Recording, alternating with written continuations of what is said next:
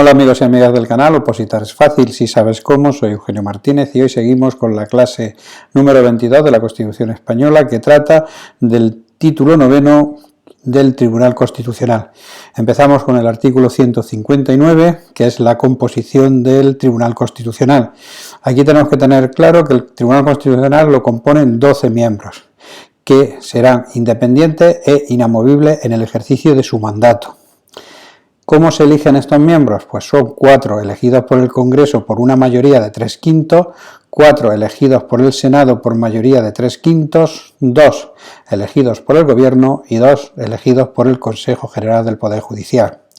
¿Quién nombra a los miembros del Tribunal Constitucional? Pues los nombra el Rey. ¿Por qué periodo? Por 9 años, pero se renovarán por terceras partes cada 3.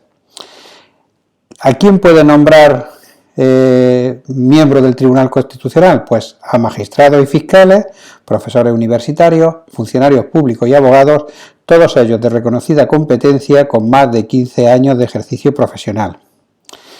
Quedaros con estas cosas muy claras porque sí que salen mucho, tanto los periodos como quién los nombra, quién pueden ser nombrados y sobre todo los años y cuándo se renuevan y por qué tiempos. Todas estas preguntas son muy susceptibles de que las pongan. Luego hablamos del artículo 160, quién es el presidente del Tribunal Constitucional.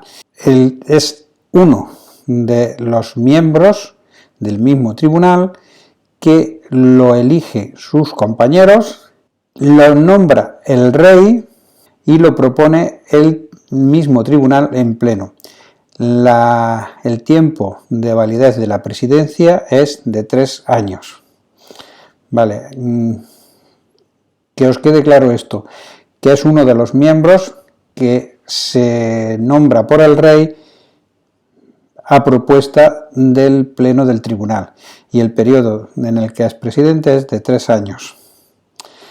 La condición de miembro del Tribunal Constitucional es incompatible con todo mandato representativo, con los cargos políticos o administrativos, con el desempeño de funciones directas de un partido político o un sindicato, con el ejercicio de la carrera judicial y fiscal y con cualquier actividad profesional o mercantil.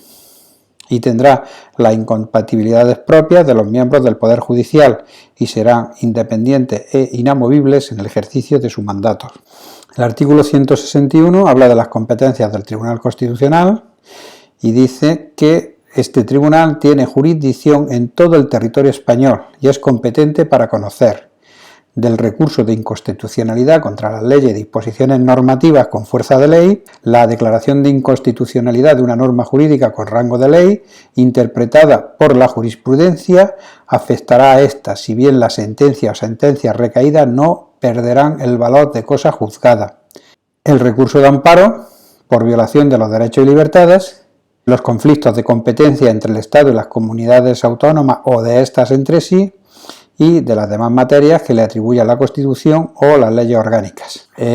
Esto os tiene que dar claro que las competencias son normalmente el recurso de constitucionalidad, el recurso de amparo, los conflictos de competencia entre las comunidades y el Estado o entre ellas y otras materias que se atribuyen en la misma Constitución o leyes orgánicas.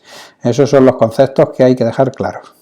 El Gobierno podrá impugnar ante el Tribunal Constitucional las disposiciones y resoluciones adoptadas por los órganos de las comunidades autónomas. La impugnación producirá la suspensión de la disposición o resolución recurrida, pero el Tribunal, en su caso, deberá ratificarla o levantarla en un plazo no superior a 5 meses. El plazo de los 5 meses para ratificar o levantar una suspensión por algo que el Gobierno ha impugnado al Tribunal Constitucional es un plazo que hay que saber, porque no son plazos que no son muy normales, lo de los 5 meses. Entonces, esa es una pregunta también susceptible, la de los 5 meses para ratificar o levantar este tipo de disposiciones o resoluciones. El artículo 162 habla del recurso de inconstitucionalidad y dice quién puede interponer el recurso de inconstitucionalidad. Puede el presidente del Gobierno, del Defensor del Pueblo, 50 diputados o 50 senadores, y los órganos colegiados ejecutivos de las comunidades autónomas y, en su caso, la asamblea de los mismos. Luego dice quién puede interponer el recurso de amparo. El recurso de amparo lo puede interponer toda persona natural o jurídica que invoque un interés legítimo, el defensor del pueblo y el Ministerio Fiscal. En los demás casos, la ley orgánica determinará las personas y los órganos legitimados. Seguimos con el título 9 del Tribunal Constitucional y ahora hablamos del artículo 163.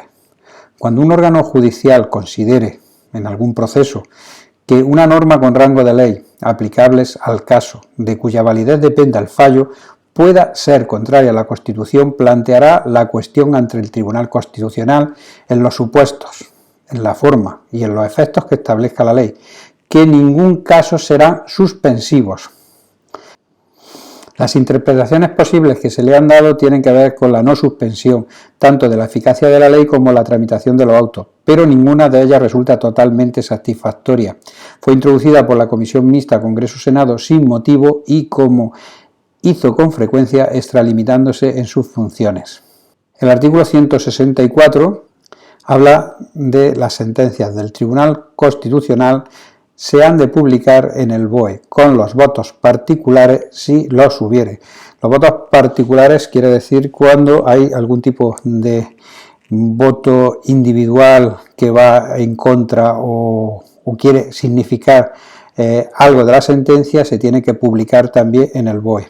Tienen el valor de cosa juzgada a partir del día siguiente a su publicación y no cabe recurso contra ellas. Las que declaren la inconstitucionalidad de una ley o una norma con fuerza de ley y todas las que no se limiten a la estimación subjetiva de un derecho tienen plenos efectos frente a todos. Una ley orgánica regulará el funcionamiento del Tribunal Constitucional, el estatuto de sus miembros, el procedimiento ante el mismo y las condiciones para el ejercicio de sus acciones.